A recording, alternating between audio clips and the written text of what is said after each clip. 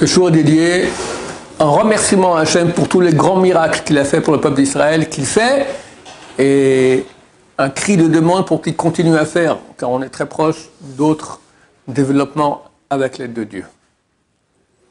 Je vous ai dit ça ou pas? Trump s'est plaint que la justice israélienne, elle poursuit Bibi Netanyahou pour rien, comme une chasse aux sorcières. Qu'est-ce qu'il lui reproche? Il y a eu des centaines d'heures d'audition. On le dérange tous les jours, 5-6 heures pour aller se faire auditionner à cause de quelques cigares qu'elle a reçus et que son fils a reçu un Bugs Bunny. D'accord, non mais vous êtes malade. Il leur a dit arrêtez, ce type-là, ce qu'il a fait. La guerre qu'on a fait contre l'Iran, c'était des heures et des heures que lui a mis au point toute la stratégie.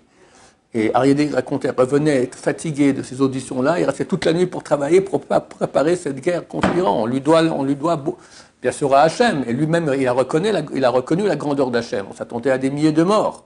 Il a remercié Hachem en public, ce qui est extraordinaire pour la première fois dans l'histoire de l'État d'Israël où un Premier ministre il remercie Hachem. D'accord, ça n'a jamais existé une chose pareille. Donc c'est très grand. Et là maintenant, la justice l'a appelé pour des auditions. Il a dit, je suis très pris, je ne peux pas.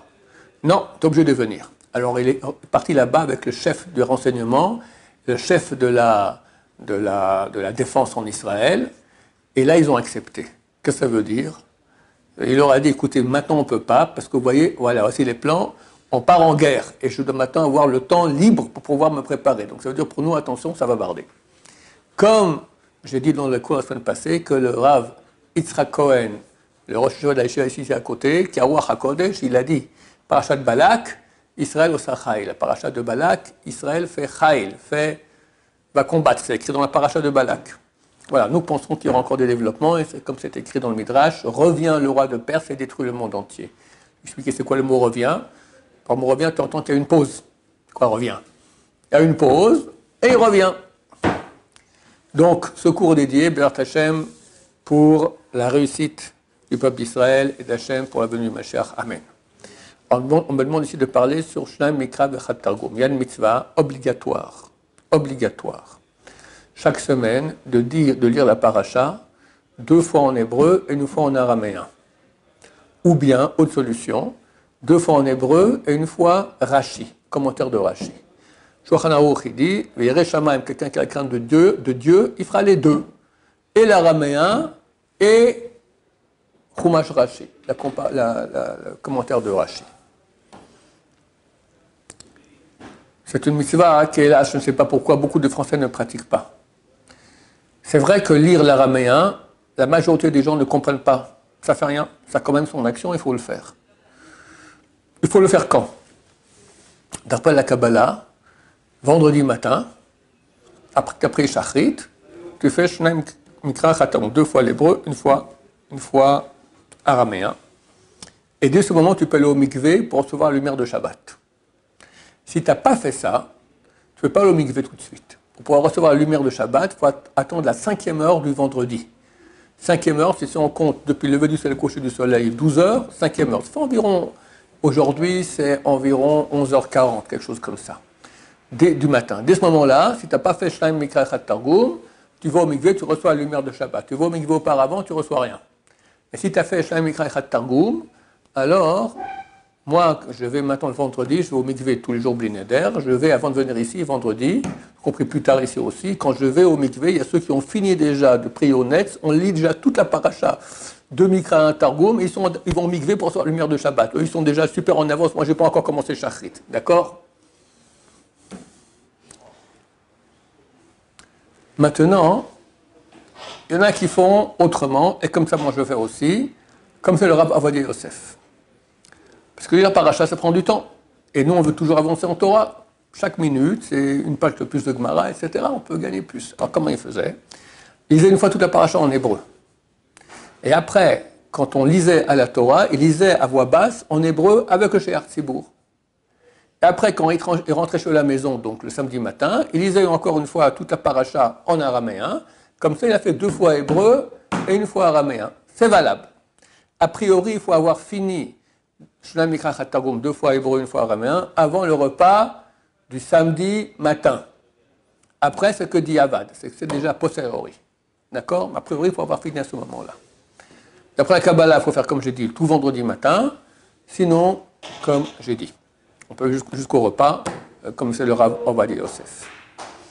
Maintenant, il y a une chose qu'encore moins de gens savent, et c'est très dommage, parce que ça vaut vraiment la peine de le faire. Il y a des versets de la paracha, 2 hébreux et 1 targoum et en araméen, à dire tous les jours. Je vais expliquer comment ça se passe. Ça se trouve dans un livre qui s'appelle Chok l'Israël. Ça vient tout de la Kabbalah, Rabbeinu Ari, le Rav Chida a dit que c'est obligatoire de le faire. Tu vas lire, dimanche, tu lis 6 versets, les 6 versets de la paracha la semaine prochaine. Tu lis 2 fois en hébreu, 1 fois en araméen. Après, deuxième verset, 2 fois en hébreu, 1 fois en araméen. Troisième verset, 2 fois en hébreu, 6 versets. Le lundi, tu lis 4 versets. Le mardi, tu lis 5 versets. Le mercredi, tu lis 6 versets. Et le jeudi, tu lis 5 versets. Et la nuit, entre vendredi et samedi, si possible entre minuit et l'aube, sinon n'importe quel moment de la nuit, tu lis, tu auras lu déjà en tout pendant la semaine 5, on avait dit 6 et 4 et 5 et 6 et 5, combien ça fait? 26, bravo. Alors 26 versets, tu lis encore 26 versets prochains, donc 52 versets en tout, les 56 versets qu'il y a après la nuit entre jeudi et vendredi. Entre jeudi et vendredi. Maintenant, quand tu lis ces versets-là, il faut penser des certaines choses qui sont écrites dans le livre Chok Israël. Je vais le dire maintenant, vous avez tous oublié, mais dans le livre, c'est marqué. Il y a 4 façons d'écrire le nom de Dieu. Il y a un qui s'appelle le nom Ben. Ben, c'est pour la valeur numérique de ce nom, c'est 52. En fait, c'est 2 fois Yudke Vavke. Comment tu vas faire? On développe les lettres. Yud, comment est-ce qu'on écrit Yud? Yud, Vav, Daled. Après Hey, on peut écrire de 3 façons. Hey Yud, Hey Hey, Hey Aleph. On va écrire ici Hey Hey. Vav, on peut aussi écrire de 3 façons. Vav Yud Vav, Vav Aleph Vav ou Vav Vav. Là, on va l'écrire Vav, Vav Vav. Et enfin, le dernier Hey, on écrit aussi Hey Hey. Ce nom-là, les lettres comme ça, il faut dire et puis Yud Vav Dalet, et puis Hey Hey, et puis Vav Vav, et puis Hey Hey, ça vaut 52. Maintenant, on va prendre l'intériorité des lettres. Du Yud, la première lettre, c'est celle qu'on entend, Yud, il reste encore 2 qu'on n'entend pas. Vav Daled. Du Hey, la lettre intérieure, c'est Hey. Du Vav, la lettre intérieure, c'est Vav. Du Hey, la lettre intérieure, c'est Hey. Vous me suivez ou plus du tout? Le dimanche, on dit comme ça. Je lis maintenant ces 6 versets par rapport à la lettre Vav, de la lettre Yud. Vous me suivez? C'est la première lettre d'intériorité. Et je pense par cela garder le supplément de lumière du Shabbat passé, de la Neshama. Je pense par cela garder le supplément de lumière de la Neshama du Shabbat passé. Et tu lis. Vous verrez que sur mon pupitre, là-bas, il y a un chumash. Pour ne pas oublier, j'essaie de faire ça avant la prière déjà. Je lis les versets comme ça pour le faire déjà avant la prière, sinon j'oublie après durant la journée.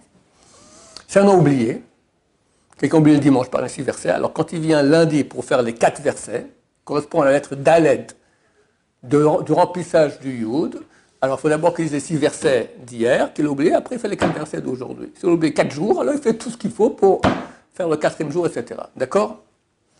Deuxième jour, il dit comme ça. Je pense par la lecture de ces 4 versets qui correspondent à la lettre Daled, du remplissage de la lettre Yud, de garder la lumière supplémentaire du Ruach du Shabbat passé. Avant c'était Neshama, maintenant c'est Ruach.